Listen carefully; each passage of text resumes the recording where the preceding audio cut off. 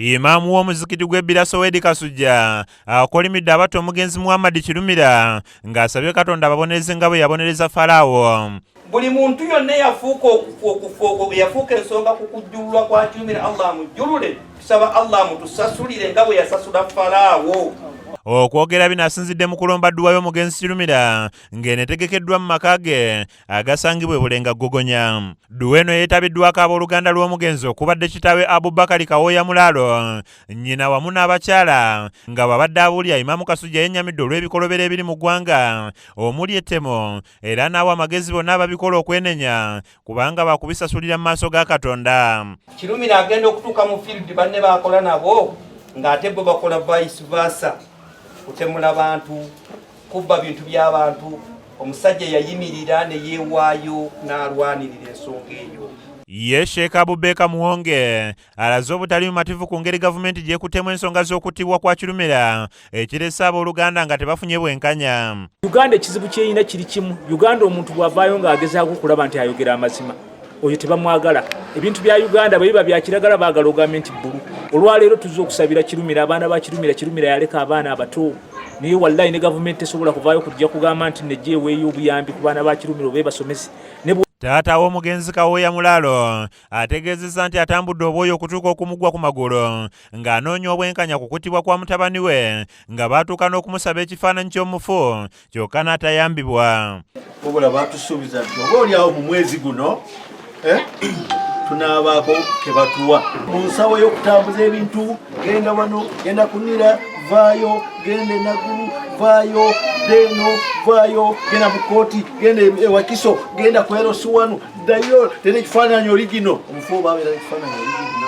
Asinziddwa n'asaba Pulezidenti Museveni okuvaayo ku nsonga eno nabo basobole okufuna obwenkanya nga bwe guzze guba ku balala. Naye kiki kye twagala? Twagala tufune ku bwenkanya ng'abalala bafuna nga kitatta bwe yafuna.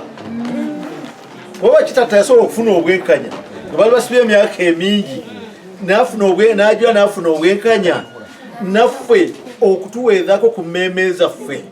Oweekitiibwa Sseebo Pulezidenti wa Uganda, tufunire obwenkanya, tukakkane ku mitima, tumanye ekyassa Kirumira, abatta Kirumira na lwaki baamutta.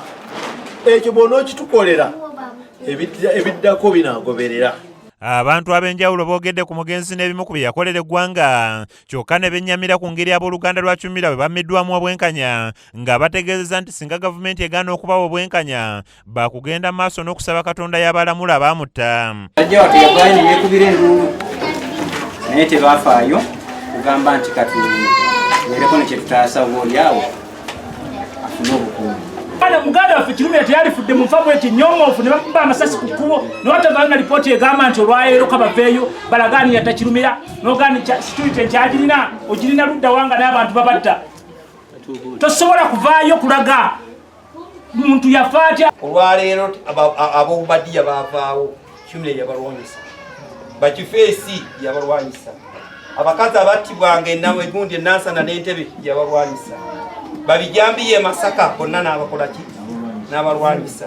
Mukomugenzi Sara Nakimbowa atubuulidde embeera gy'ayiseemu mu myaka ebiri bukyanga battibwa.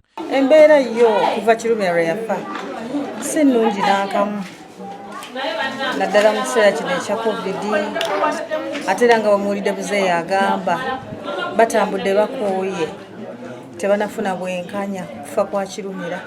Obutuufu ffe nga bakyala be nange kinkusa okukamazi okulaba nga tetunafuna bwenkanya kufa kwa Kirumira.